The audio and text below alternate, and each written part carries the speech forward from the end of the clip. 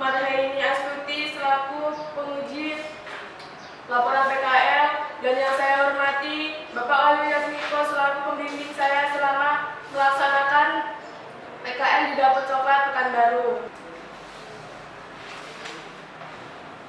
Sejarah Dapur Coklat. Dapur Coklat merupakan konsep industri pastry yang memproduksi kue dan coklat hasil karya anak bangsa. Bermula dari bisnis sampingan rumahan, pemilik Dapur Coklat Oki Dewanto dan Ermi Trisniati berhasil memulai bisnis sampingan menjadi bisnis perusahaan dengan tetap membawa buatan rumahan yang elegan yang ditampilkan di outlet dengan harga memasuki kategori orang Indonesia. Apa itu produksi? Produksi merupakan suatu kegiatan untuk menghasilkan suatu barang dan jasa. Kegiatan ini menambah nilai kegunaan dan manfaat suatu barang atau jasa. Di sini ada beberapa produk yang saya buat dalam melaksanakan PKL. Yang pertama, Choco Cheese. Choco Cheese memiliki 4 lapisan dengan 2 layer brownies dan 2 layer cheese. Yang pertama, layer brownies, kemudian diberi ganache filling. Setelah itu ditumpuk dengan base cheese, lakukan hingga cheese terakhir. Setelah itu berikan taburan drag kompon atau serutan drag kompon yang sudah dicairkan, kemudian letakkan di dalam freezer atau chiller. Setelah itu Choco Cheese bisa diantar ke ruang finishing. Yang kedua,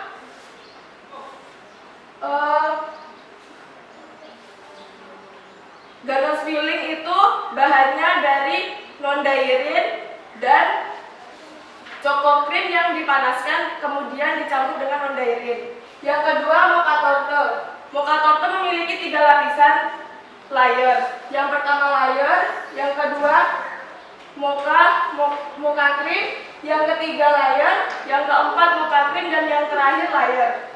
Kemudian cover atas base menggunakan sisa mocha cream yang tadi sudah digunakan. Setelah itu pindahkan atau angkat ring dari cake, kemudian letakkan ke dalam freezer atau chiller beberapa menit.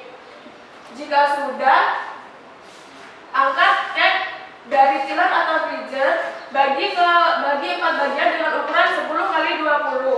Setelah itu, cover bagian sisi kanan dan kiri ke 4 cake yang sudah dibagi dengan mocha cream yang tadi, dengan sisaan mocha cream yang tadi digunakan.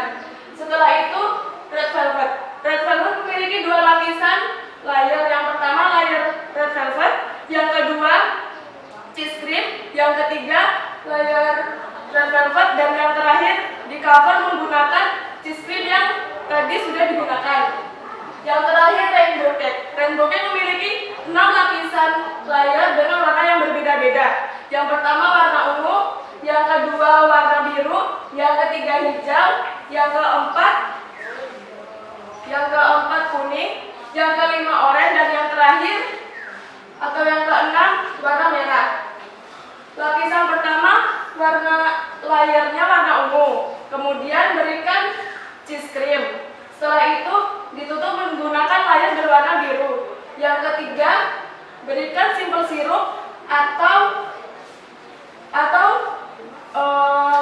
gula yang sudah dicairkan menggunakan air panas. Kemudian diberikan cheese cream lagi. Lakukan hingga ke base yang terakhir atau base yang berwarna merah. Yang sudah siap diantarkan ke finishing. Sekian presentasi saya. Waktu dan tempat saya persilakan ke Bapak dan Ibu penguji. Yang keempat ini cara membuat sini siraman. Cara membuat siramannya ini saya tanyakan. Apakah ini siraman yang maksud sama dan hampir sama dengan garnis atau berbeda sekali? Kalau boleh prosesnya kayak mana? Ini ada cara membuat siraman ala guna glukosa, ada non-krim, ada krim. Coba jelaskan kawan. Siraman sama siraman garnis beda karena dia menggunakan topping choco cream yang dipanaskan di microwave. Caranya, pertama kita harus menyiapkan bowl besi dengan ukuran sedang. Timbang glukosa atau gula yang dicairkan atau gula cair. Setelah itu timbang non-dairin sesuai yang diminta atau takarannya. Kemudian panaskan di atas kompor hingga dia mencair gulanya. Kemudian baru angkat. Setelah itu masukkan topping choco cream ke dalam non-dairin dari glukosa tadi. Aduk hingga ia mengkilat. Siraman sudah siap disiram ke opera cake. Berarti kalau garnish dia kan lebih agak padat ya, karena kita perlu penekanan. Berarti kalau siramannya lebih cair. Lebih cair ya. Apa memang bisa non-dairin ini kalau digabung dengan gula, kan kalau panas dia nanti akan kembali mengkristal, kalau dah agak kering akan mengkristal. Iya. Jadi apakah memang non-dairin ini fungsinya untuk menstabilkan? Nah, sekarang dulu, apa sih sebenarnya fungsi non-dairin ini dalam gula itu?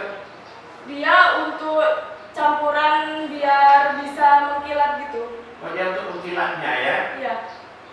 Silakan disimpulkan ya.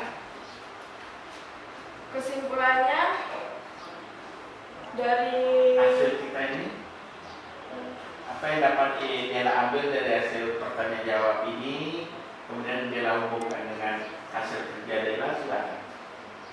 Dari pertanyaan Bapak dan Ibu, Dela bisa menjawab dengan semaksimal mungkin, dan dari hasil Dela kerja bisa menambah wawasan dan bisa mengerti membuat cake-cake lainnya. Betul, kan udah? Selebihnya mohon maaf dan terima kasih kepada Bapak penguji dan Bapak pendamping.